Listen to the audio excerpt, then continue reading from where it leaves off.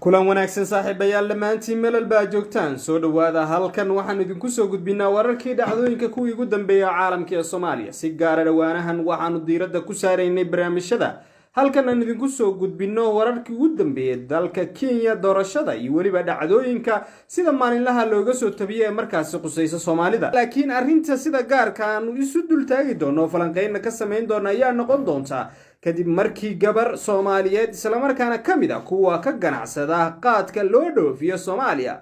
gaar ahaan deegaanka lagu magacaabo Maua ee ismaamulka Meru ayaa la sheegay in markaasi la dilay gabar ay dhashana loo geystay kufsi taa oo markaasi Soomaalida degan ismaamulka Meru gaar ahaan degmada Maua iyagu ay markaasi ka banaan baxeen arrintaasina ay markaasi ka godoodeen laakiin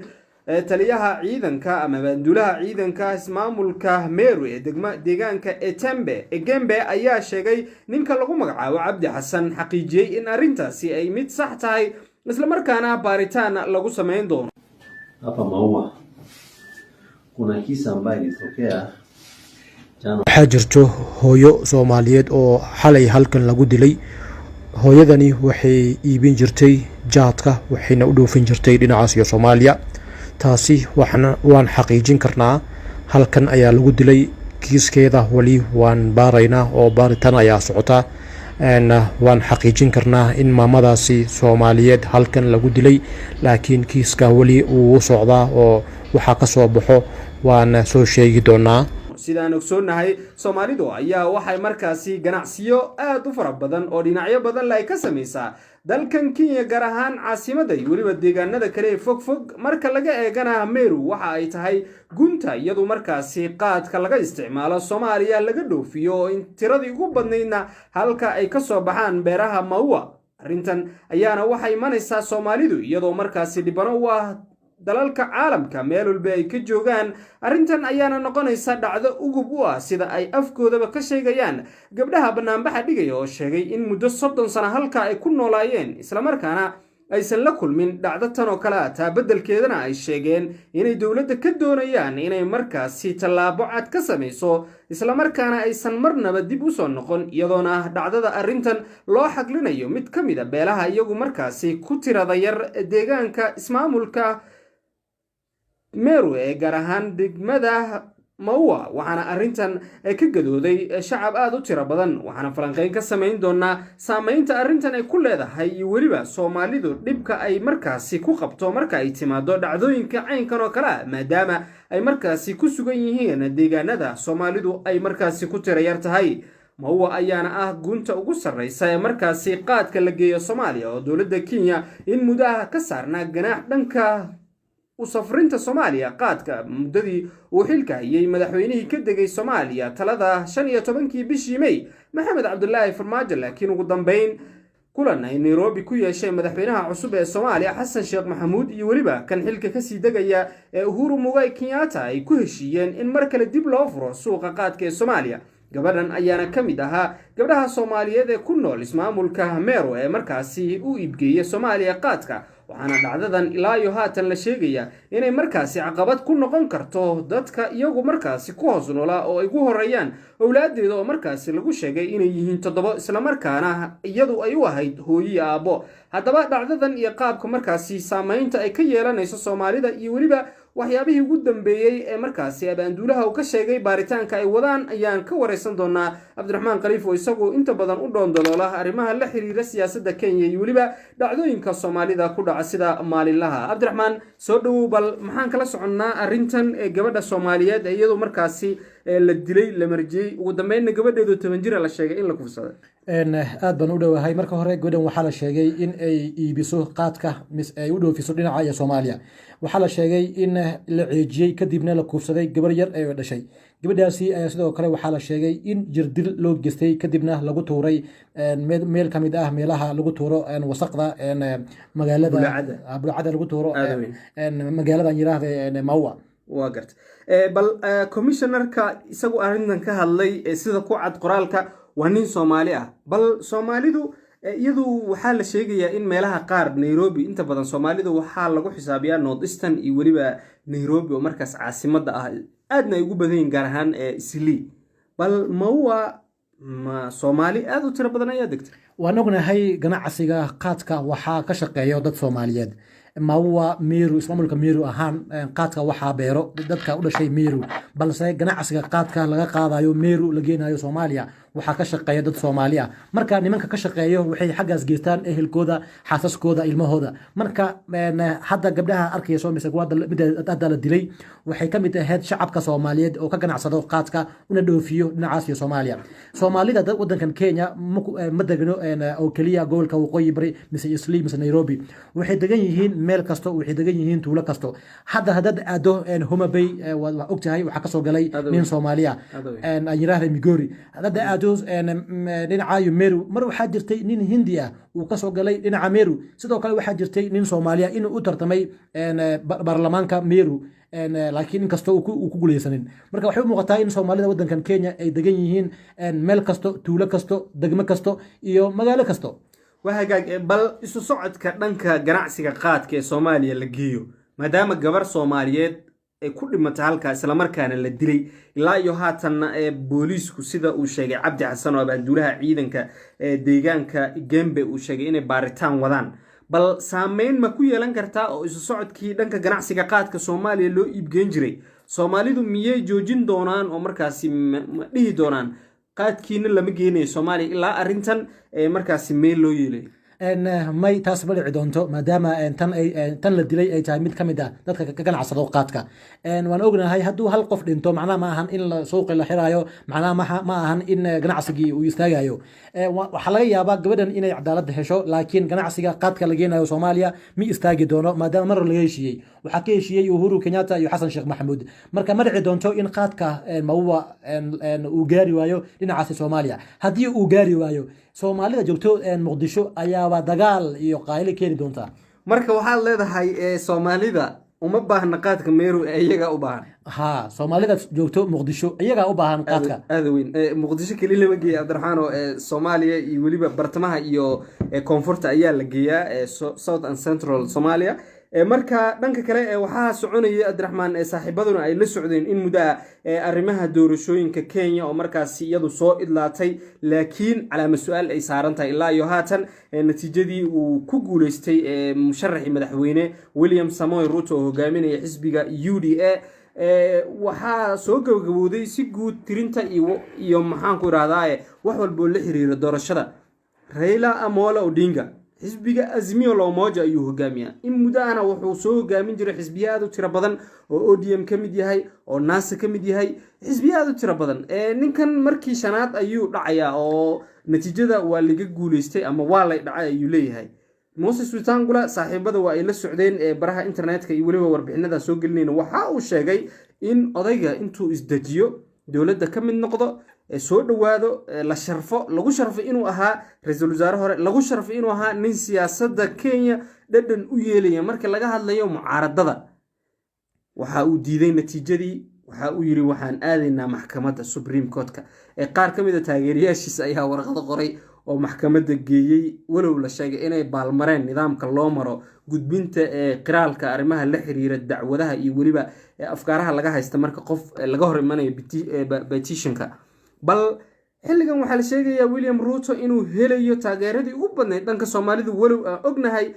in codeyntii doorashada dhacday North Eastern gobolada la isku yiraahdo dhan in Soomaalidu aysan haba yaraatay u codeyn xisbiga UDA marka laga reebo Marsabit oo iyagu u codeeyeen baa la yiri qaar ka mid ah dadka ku nool xisbiga UDA United Democratic Movement xisbiga dhaqdhaqaaqa dimuqraadiyadda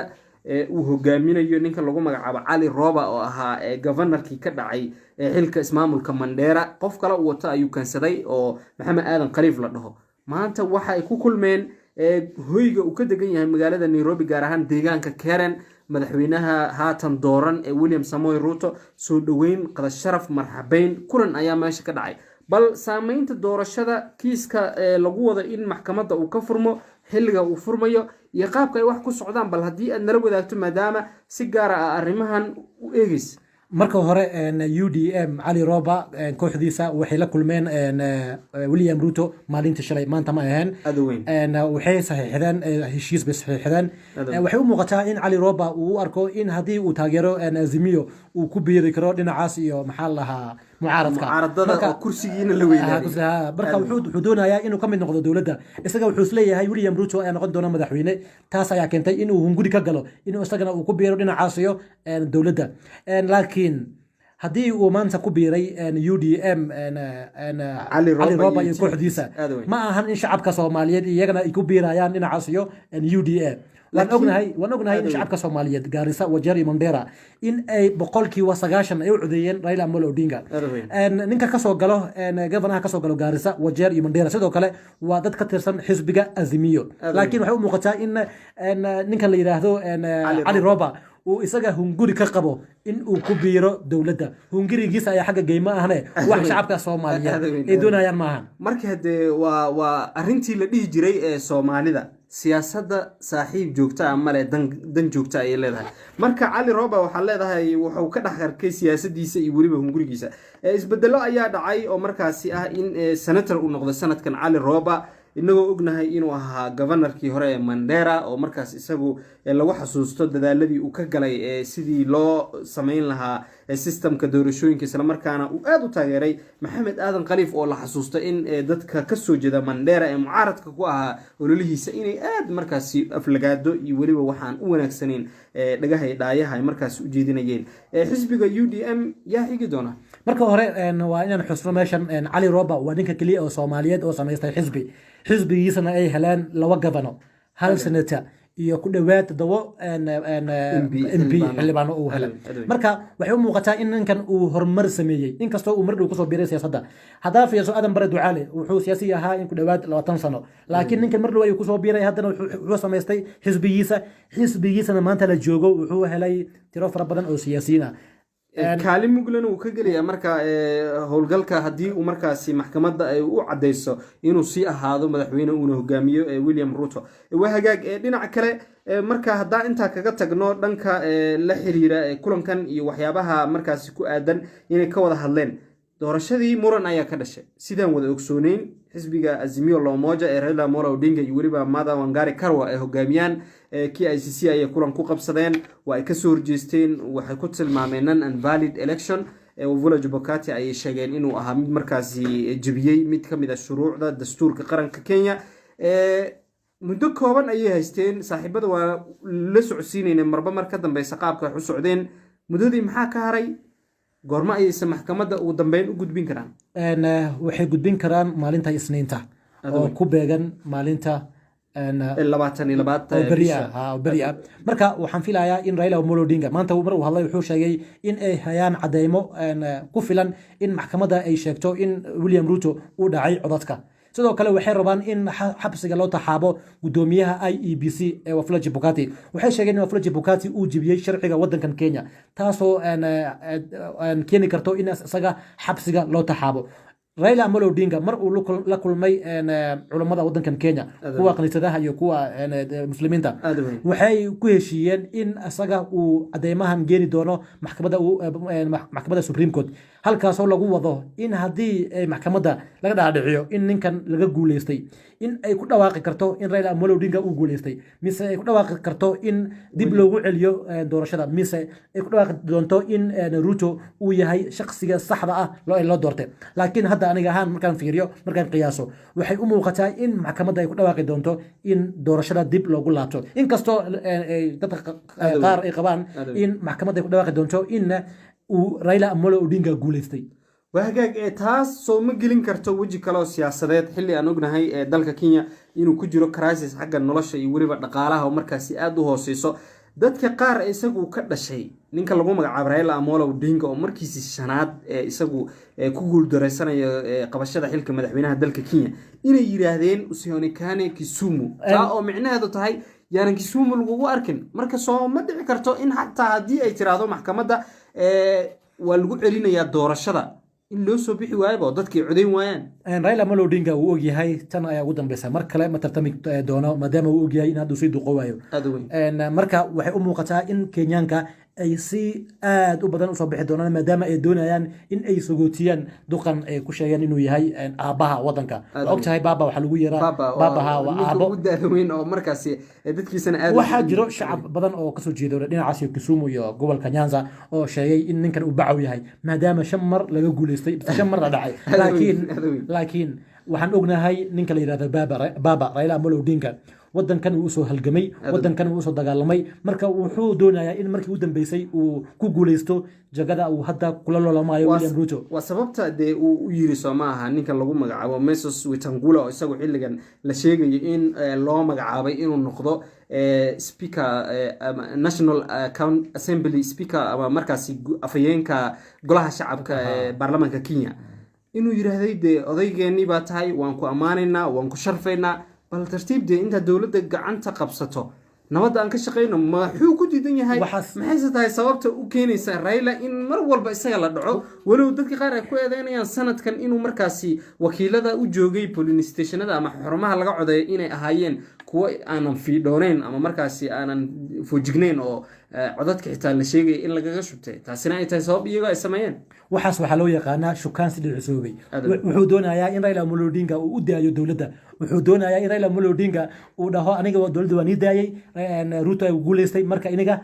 dawladda wada laakiin Raila Amolo Odinga wuxuu diyaar u yahay in uu cadeeyo qaabkii loo dhacay wuxuu diyaar u yahay in uu cadeeyo in William Samoei Ruto uu tuug yahay وهاجاج محكمة هذه عداني ويس محا حيجي كرا ومركز محكمة جوآنا ويال مركز هذه وحلو دواقي دونا إنه قوليستي